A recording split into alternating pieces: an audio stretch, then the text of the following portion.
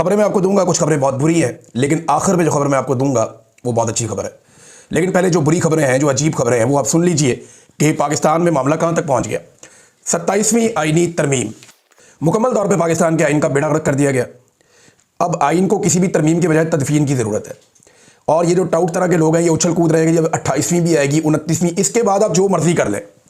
अब आइन नाम की चीज़ ही कोई नहीं है पाकिस्तान में। तो ये 27वीं आइनी तरमीम ने जो बड़े बड़े फ़र्क डाले वो क्या है। एक तो सदर पाकिस्तान आसिफ अली जरदारी, जिन्हें पाकिस्तान की सियासत में सबसे करप्ट सियासी हुक्मरान होने का एक परसेप्शन हासिल है, और ये परसेप्शन तमाम पॉलिटिकल पार्टीज़ में है। हत्ता कि पीपल्स पार्टी के अपने लोग जो हैं वो भी ये मानते हैं। बहुत सारे लोगों से जब ऑफ द रिकॉर्ड बात करते थे तो वो कहते थे जी है, अब ये हम करप्शन करते हैं इसलिए कि पंजाब के जो बिजनेसमैन हैं या बहुत तगड़े जो पैसे वाले हुक्मरान हैं, इनका हमने मुकाबला करना होता है। उनकी अपनी एक अजीबोगरीबी किस्म की मंतक है। शराफत की सियासत, ईमानदारी की सियासत का कोई मुकाबला तो नहीं होता। और आज इमरान खान सबसे ज़्यादा मकबूल है, उसने कौन सी करप्शन की हुई है। तो एक तो जरदारी साहब ने ले लिया, ना सिर्फ इस्तिस्ना लाइफ टाइम, बल्कि अब उनकी बचत हो गई मौजा ही मौजा। और एक नया रास्ता भी खोल दिया कि जो भी सदर बनेगा वो उसको हमेशा इस्तिस्ना मिलेगा। दूसरा, जो आर्मी चीफ है उनको एक बहुत बड़ा फ़ायदा हुआ। हम ये बात करते थे और सोचते रहते थे कि आर्मी चीफ का ओहदा अब उन्हें कितनी मुद्दत मिलेगी। क्या वो 2027 तक अपना टाइम पूरा करेंगे या 25 से लेकर 30 तक उनको नया टाइम दिया जाएगा। तो मैंने ये खबर दी थी, साबिर शाकिर भाई इंटरव्यू कर रहे थे, मैंने तब कहा था कि उनकी ख्वाहिश ये है कि नए 5 साल शुरू हो जाएं। और बहुत सारे लोग ये कहते थे नवाज शरीफ में ये पोटेंशियल है, वो किसी वक्त भी कुछ कर सकता है, या नवाज शरीफ अंदर से खुश नहीं है। तो मैंने आपको 3 दिन पहले खबर ये दी थी कि नवाज शरीफ ने अपने तमाम साथियों को, जो उनके करीबी हैं, जो लोग उनसे मिले थे, उन्हें मियाँ साहब ने ये बात समझाई कि जनरल आसिम मुनीर से बेहतर जर्नैल हमें नहीं मिलेगा। कोई हमारे लिए इस लेवल तक नहीं जाएगा जहां तक आसिम मुनीर साहब चले गए। तो हमें फायदा इनसे है, जितना फायदा हम आसिम मुनीर को दे सकते हैं उससे ज्यादा फायदा हमें है। तो नवाज शरीफ साहब सिंबॉलिकली खुद पहुंचे और आकर उन्होंने वहां पे वोट भी किया। शक्ल उन्होंने ऐसी बनाने की कोशिश की जैसे वो खुश नहीं है, लेकिन ही वॉज हैप्पी। देखो ना, बेटी वजीर आला है, भाई जो है वजीर आजम है, सारे केसेस खत्म हो गए हैं और बदतरीन सियासी मुखालिफिन को कंटिन्यूसली मार पड़ रही है। और साथ में जो पाकिस्तान की मिलिट्री एस्टेब्लिशमेंट है, उन्होंने जूते भी दिए हुए हैं पॉलिश करने के लिए, पुराना शौक भी पूरा हो रहा है। और एक और जो बड़ी चीज है वो ये है कि हमेशा के लिए मियां साहब को ये लगता है कि अब उनके खानदान को इक्तदार दिया जाएगा एस्टेब्लिशमेंट की जानिब से, क्योंकि हमने सारा का सारा सिस्टम लपेट दिया है। तो मैंने आपको ये कहा था ना कि ये नवाज शरीफ साहब पसंद कर रहे हैं इस बात को। तो अब ये तरमीम बताती है कि नए 5 साल दे दिए गए आसिम मुनीर साहब को। यानी अगर इसी तरह मामला चला तो ये 2030 तक रहेंगे। अगर ये मामला इसी तरह चला तो 2030 तक रहेंगे। हुकूमती लोग हैं, उन्होंने आकर बता भी दिया। और सदर पाकिस्तान ने इसके ऊपर दस्तखत भी कर दिए तरमीम के ऊपर। वो तो इंतजार में बैठे हुए थे कि जैसे ही आए मैं दस्तखत करूं और फिर उसके बाद हम मिठाइयाँ खाएं। बहरहाल, army act 1952, Pakistan air force act 1953, Pakistan navy ordinance 1961, इनके अंदर तरामीम कर दी गई। आर्मी चीफ को अगले 5 बरस के लिए चीफ ऑफ डिफेंस फोर्सेज मुकर्रर कर दिया गया। Field marshal chief of defence forces हैं, यानी फौज के सरबराह तीनों फौजों के, और उन्हें लाइफ टाइम इस्तिस्ना भी है, लाइफ टाइम उन्हें मुराद भी मिलेंगी। ये है जी लुब्बे लुबाब जो आर्मी चीफ की हैसियत से। बाकी सुप्रीम कोर्ट ऑफ पाकिस्तान का बेड़ा गर्क कर दिया। सुप्रीम कोर्ट अमली तौर पे खत्म हो गई है। अब एक आईनी अदालत बनेगी जिसका सरबराह जो है वो सबसे बड़ा जज होगा पाकिस्तान का, और उसके लिए भी मौज लग गई है एक जज साहब की। पहले जरा ये खबर देख लें। आर्मी चीफ अगले 5 बरस के लिए चीफ ऑफ डिफेंस फोर्सेज मुकर्रर हो गए, और चीफ ऑफ डिफेंस फोर्सेज की मुद्दत उस दिन से शुरू होगी जिस दिन से नोटिफिकेशन जारी होगा। यानी अगले चंद दिनों में नोटिफिकेशन जारी कर दिया जाएगा। तो 5 साल तक, यानी नवंबर 2030 तक इस कायदे के मुताबिक ये आर्मी चीफ रहेंगे। पहली तो खबर ये है। दूसरा, रद्द अमल के तौर पे अब चीजें होना शुरू हो गई। उनमें जो पहली चीज आई वो जजों की जानिब से आई, और वो सूरत बन गई ये कि 2 मुअज़्ज़िज़ जज साहिबान जो बड़े सीनियर जजेज हैं सुप्रीम कोर्ट ऑफ पाकिस्तान के, और ये वो जजेज हैं जो किसी भी नुक्ता नज़र से कहीं भी कंट्रोवर्शियल नहीं है। यानी तमाम पॉलिटिकल पार्टीज ये मानती हैं कि ये शानदार जजेज हैं, इनके किरदार पे उंगली नहीं उठा सकता कोई। ना कोई जस्टिस मंसूर अली शाह साहब के किरदार पे उंगली उठा सकता है, ना कोई जस्टिस अतर मिनुल्लाह साहब के किरदार पे उंगली उठा सकता है। इन्होंने हमेशा बड़े शानदार फैसले दिए हैं और अपने आप को हर तरह की कंट्रोवर्सी से बाहर रखा है। लेकिन हुआ यह था कि 26वीं आईनी तरमीम से पहले यह वादा किया गया था फजलुर रहमान साहब से भी और बाकी सबसे भी हुकूमत की जानिब से कि हम जस्टिस मंसूर अली शाह साहब को चीफ जस्टिस ऑफ पाकिस्तान बनाएंगे। लेकिन मंसूर अली शाह साहब से जब कुछ गारंटियां मांगी गई तो उन्होंने वो देने से इनकार कर दिया। मंसूर अली शाह साहब ने वो यकीन दहानियां नहीं करवाई जो उनसे मांगी जा रही थी। इस बुनियाद पे हुकूमत फिर अपना बंदा ले आई, जस्टिस याह्या अफरीदी। मंसूर अली शाह साहब को हटा दिया, वो सबसे सीनियर जज थे, और उन्हें चीफ जस्टिस नहीं बनाया गया। ऐसा पाकिस्तान की तारीख में पहली बार हुआ। लेकिन इसके बावजूद कभी भी मंसूर अली शाह के बारे में कोई नेगेटिव बात हुकूमत ने भी नहीं कही, अपोजिशन ने भी नहीं कही। उन्हें लगता था कि ये एक अपराइट जज है, लेकिन हुकूमत ने अपनी चॉइस कर ली। इसी तरह जो जस्टिस अतर मिनुल्लाह है, वो जब वकला तहरीक चल रही थी तो उसमें पॉलिटिकल पार्टियों से, वकला की तंजीमों से सबसे वो कोऑर्डिनेशन में रहते थे।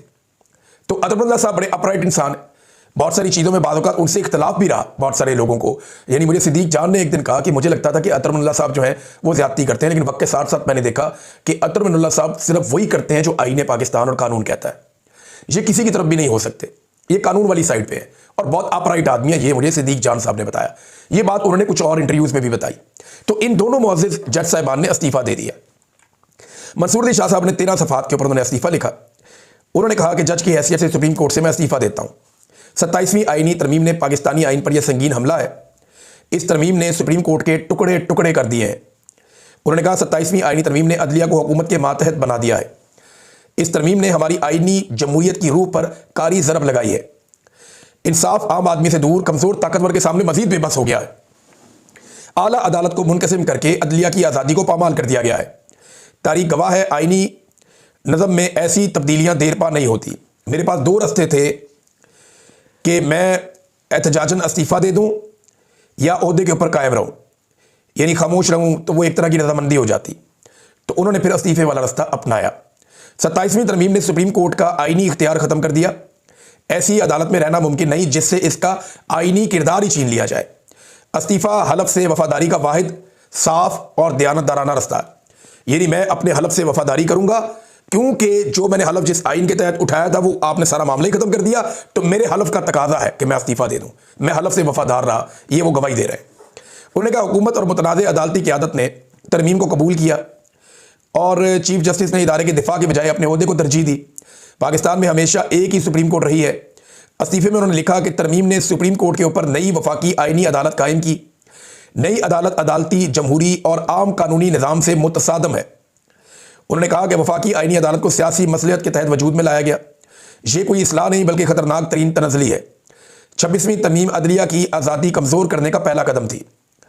फिर जस्टिस अतर मिनुल्लाह साहब ने भी अपना इस्तीफ़ा दे दिया, सदर मुमलिकत को भिजवा दिया, जिसमें उनका कहना था कि सुप्रीम कोर्ट ऑफ पाकिस्तान के जज के ओहदे से इस्तीफ़ा देता हूँ। 11 साल कबल इस्लामाबाद हाई कोर्ट के जज के तौर पर मैंने हलफ उठाया था। अतर मिनुल्लाह ने बताया कि 4 साल बाद मैं chief justice Islamabad high court बना, फिर 4 साल बाद मैं उसके 4 साल बाद सुप्रीम कोर्ट ऑफ पाकिस्तान में आ गया। मैंने तमाम अदवार में हलफ का बुनियादी वादा एक ही था जो भी मैंने हलफ उठाया। उन्होंने लिखा कि यह हलफ किसी आइन का नहीं बल्कि आइन पाकिस्तान से वफादारी का हलफ था मेरा।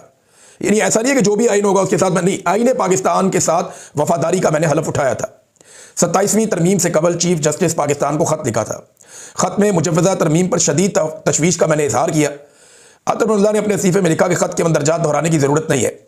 खामोशी और बेअमली के पस मंज़र में ख़दशात दुरुस्त साबित हुए। पाकिस्तान के अवाम की खिदमत मेरे लिए सबसे बड़ा एजाज़ रहा। उन्होंने कहा कि मैंने अपने हलफ के मुताबिक बेहतरीन सलाहियत से फ़राइज़ सर अंजाम दिए।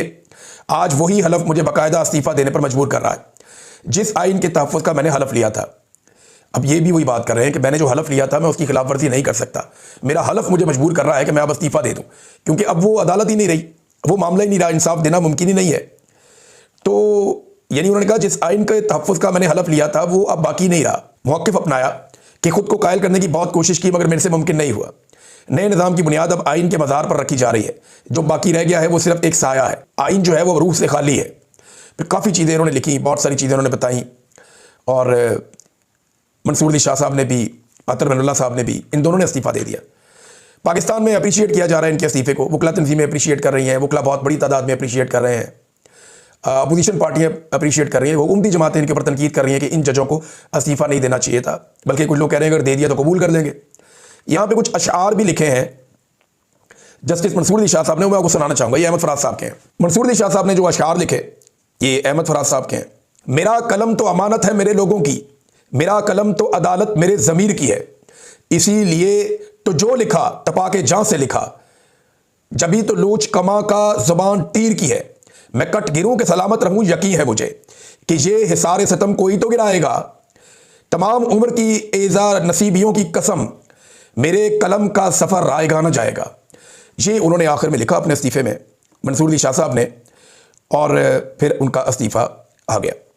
अब ये दो जज साहिबान हैं, क्या मज़ीद जज साहिबान भी इस्तीफ़ा देंगे? इसका हमारे पास जवाब नहीं है। लेकिन ये जज साहिबान क्या करेंगे, ये है अब तक का सबसे बड़ा सवाल। क्या ये इस्तीफ़ा देकर घर जाके बैठ जाएंगे? या ये भी इमरान खान की तरह घर बैठने की बजाय मुकाबला शुरू करेंगे? इनके पास दो रास्ते थे, या तो घर ही बैठना होता तो अदालत में रहते, और अगर इनकी गैरत ने गवारा नहीं किया और इन्होंने इस्तीफा दे दिया और फिर जाकर घर बैठ गए या अपनी अदालत करते रहे या अपना वो थोड़ा बहुत वकालत करते रहे, तो इनको कोई फर्क नहीं पड़ेगा। फर्क ये डाल सकते हैं जब ये कोई तहरीक शुरू करेंगे। और जो बातें इन्होंने लिखी हैं अपने इस्तीफे में, जब आप उन बातों को पढ़ते हैं तो आपको अंदाजा हो जाता है कि ये खामोश होकर नहीं बैठेंगे। ऐसा लगता है कि आने वाले दिनों में ये जज साहिबान कोई तहरीक शुरू कर सकते हैं, या कम से कम बार्स में जाएंगे, वकला से मुलाकातें करेंगे और एक मोमेंटम बनेगा। लेकिन क्या वो मोमेंटम बनने दिया जाएगा, इस पर हम अगले वीलॉग में बात करेंगे। अच्छी खबर जो है वो भी बाकी है, वो मैं आपको बाद में सुनाता हूं। लेकिन पहले ये देख लें कि जस्टिस अमीनुद्दीन खान साहब बार बार ये कहते थे 26वीं जो आईनी तरमीम, उसका मुझे क्या फायदा हुआ, तो आज उन्हें भी उनका जवाब मिल गया।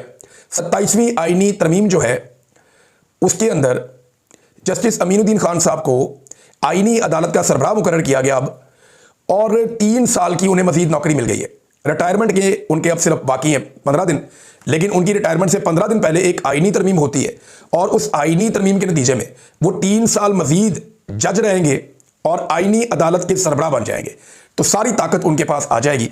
तो जस्टिस अमीनुद्दीन खान साहब ने जो वफादारी निभाई सिस्टम के साथ, जैसे मिलिट्री कोर्ट्स के सिविलियन के ट्रायल को उन्होंने जायज़ करार दिया, जैसे उन्होंने मखसूस नशिस्तें पाकिस्तान तहरीक इंसाफ से छीन कर बाकी पॉलिटिकल पार्टीज को दी, जिसकी बुनियाद के ऊपर ये आईनी तरमीम मुमकिन हुई, तो इस तरह उन्हें कोई ना कोई तो रिवॉर्ड मिलना था। और रिवॉर्ड वो ये कि उनको 3 साल मजीद वो इस नौकरी पर रहेंगे और पाकिस्तान की अदलिया की सबसे ताकतवर पोस्ट के ऊपर वो इंजॉय करेंगे। अब जो दिखाई दे रहा है वो ये है। नाज़रीन, यही पाकिस्तान के आर्मी चीफ के साथ हुआ। आज से 15 दिन के बाद उनका मुद्दत मुलाजमत खत्म हो रहा था। आज से चंद दिन के बाद उनकी मुद्दत मुलाजमत खत्म होकर उनको घर जाना था। लेकिन हुआ क्या, एक आईनी तरमीम के नतीजे में एक नया रास्ता निकाला गया। उस रास्ते के जरिए से अब उनको नया ओहदा दिया जाएगा। ये ओहदा लेने के बाद वो अगले 5 साल तक के लिए ना सिर्फ आर्मी चीफ रहेंगे, फील्ड मार्शल रहेंगे, बल्कि उनके पास एक इस्तिस्ना भी होगा। इस्तिस्ना की जरूरत क्या है, क्योंकि बहुत बुरे हालात हुए हैं गुज़िश्ता 3 साल में। पाकिस्तान के अंदर ना पिछला बड़ा वाकया हुआ था, मुशर्रफ के दौर में कराची में कत्लेआम हुआ था जो स्टेट ने किया। उसके बाद अगला जो कत्लेआम हुआ था वो हुआ था सानिया मॉडल टाउन में, ये भी स्टेट ने किया। तो ये 10 साल में एक आधा वाकया होता था इस तरह का। लेकिन गुज़िश्ता 3 सालों में 4 बड़े वाकयात ऐसे हो चुके हैं। 9 मई कत्लेआम, 26 नवंबर कत्लेआम, अक्टूबर में मुरीद के कत्लेआम, फिर आज़ाद कश्मीर में कत्लेआम। ये वाकयात ऊपर नीचे हो चुके हैं, बड़ी खौफनाक चीज़ है। तो इस्तिस्ना की बिला वजह ज़रूरत नहीं है। फील्ड मार्शल भी इस्तिस्ना ले चुके हैं। तो अब कुल मिला के कहानी ये है कि हर तरफ एक आपको अंधेरा दिखाई दे रहा है। आपको दिखाई दे रहा है कि जिन लोगों ने पाकिस्तान के ऊपर जुल्म किया, जबर किया, जिन्होंने पाकिस्तान की मईशत को तबाह बर्बाद कर दिया, जिन्होंने हंसते खेलते मुल्क को कहां से कहां पहुंचा दिया, आज हर पाकिस्तानी पाकिस्तान को जेल समझ के वहां से भाग के बाहर जाना चाहता है। हमारे पाकिस्तानी कश्तियों के अंदर यूनान के पानियों में डूब रहे हैं। गुर्बत की लकीर से नीचे आधा पाकिस्तान तकरीबन चला गया है। पाकिस्तान के अंदर से जितनी बड़ी मल्टीनेशनल कंपनियां हैं वो पाकिस्तान को छोड़ छोड़ के पाकिस्तान से बाहर भाग रही हैं। किसी तरफ कोई उम्मीद नहीं है, हर तरफ अंधेरा ही अंधेरा है। ऐसी सूरत हाल में मैं आपको एक उम्मीद वाली खबर देना चाहता हूं, और यह खबर आज की नहीं है, बहुत पुरानी है। मैंने ना अपनी ज़िंदगी में एक मरतबा नहीं, कई मरतबा एक चीज़ का तजुर्बा किया कि जब हालात बहुत बुरे हो जाते हैं ना, जब आपको लगता है कि सारा कुछ ही हाथ से निकल गया, जब आपको लगता है कि अब कोई उम्मीद नहीं है, वापसी का कोई रास्ता नहीं है, अब चीज़ें ठीक नहीं हो सकती, तो तब चीज़ें अचानक ठीक हो जाती हैं, क्योंकि वहाँ से आपका रब चीज़ें अपने हाथ में लेता है। आप कोशिश करते हैं, कोशिश करना आपके ज़िम्मे। यानी रात का जो सबसे अंधेरा हिस्सा होता है ना, वो सुबह से पहले वाला होता है। ये बात आप अपने ज़हन में रखें। ये रात अब जितनी काली हो गई है ना, जितना अंधेरा फैल गया है, जितनी मायूसी फैल गई है, इसका मतलब है कि रात का वो पहर शुरू हो चुका है जिसके बाद सवेरा आएगा। और एक बात आप अपने ज़हन में और रखिएगा। जनरल बाजवा एक दिन टेलीफोन पे बात कर रहे थे मेरे एक दोस्त से। वो मेरे दोस्त चाहें वो सुन रहे होंगे मेरा वीलॉग, अगर चाहें तो वो कंफर्म कर सकते हैं, वो खुद भी वीलॉग करते हैं। तो मैंने उनके स्पीकर फ़ोन पे जनरल बाजवा को ये कहते हुए सुना कि आप ये नहीं जानते कि फ़ौज का निज़ाम क्या है। फ़ौज के अंदर जो आदमी आर्मी चीफ बन जाता है ना, फ़ौज फिर उसको कभी भी कुछ नहीं होने देती। वो आदमी हमेशा प्रोटेक्टेड रहता है। जब तक वो मर नहीं जाता, फ़ौज की जिम्मेदारी होता है, और फ़ौज उस आदमी को कभी कुछ नहीं होने देगी जो कभी भी फ़ौज का आर्मी चीफ रहा होगा। अब जो खबर मैं आपको देने लगा हूं ना, ये है बड़ी खबर। जनरल बाजवा तक तो हर आर्मी चीफ को यह लगता था कि क्योंकि वो फ़ौज का आर्मी चीफ रहा तो रिटायरमेंट के बाद फ़ौज उसकी प्रोटेक्शन करेगी और उसे कुछ नहीं होने देगी। ये कॉन्फिडेंस आसिम मुनीर साहब को क्यों नहीं है? सवाल ये पैदा होता है, वो क्यों लाइफ टाइम इस्तिस्ना लेना चाहते हैं? क्या उन्हें किसी बात का खौफ है? क्या उन्हें वो कॉन्फिडेंस नहीं है जो इससे पहले जनरल बाजवा को, उससे पहले जनरल राहील को, उससे पहले जनरल कियानी और जनरल मुशर्रफ को था कि फौज मुझे कुछ नहीं होने देगी क्योंकि मैं फौज का आर्मी चीफ रहा हूं, ये फौज का सिस्टम है और एक सेट पैटर्न है। आसिम मुनीर साहब को ये वाला कॉन्फिडेंस नहीं है। क्यों नहीं है, ये चीज़ें हमें शायद मुस्तकबिल में पता चलेंगी, लेकिन एक बात तो कंफर्म है कि खौफ और डर मौजूद है और इसी डर और खौफ के निज़ाम में से और इसी अंधेरे में से रोशनी फूटेगी और जब वो रोशनी फूटेगी तब आपको मेरी ये बात याद आएगी, क्योंकि मैंने इंतहाई मायूसी के आलम में एकदम हालात को बदलते हुए देखा। जब बहुत घुटन वाला माहौल होता है ना, हर तरफ हब्स हो जाता है, तो तभी ठंडी हवा चलती है और बारिश आ जाती है। मैंने तो हमेशा यही देखा है। जब कभी घुप अंधेरा हो जाता है ना, तो रात का वो आखिरी पहर होता है, उसके बाद सुबह की रोशनी निकलती है। अब ये घुप अंधेरे का वक्त है। अच्छी खबर ये है कि हम यहाँ पे मौजूद हैं। कोशिश सिर्फ ये करनी है कि आपने हार नहीं माननी, आपने दिल नहीं छोड़ना, पुरअमन तरीके से अपनी आवाज़ उठाते रहे, जुल्म के खिलाफ बोलते रहे, गलत को गलत कहते रहे और सही को सही कहते रहे।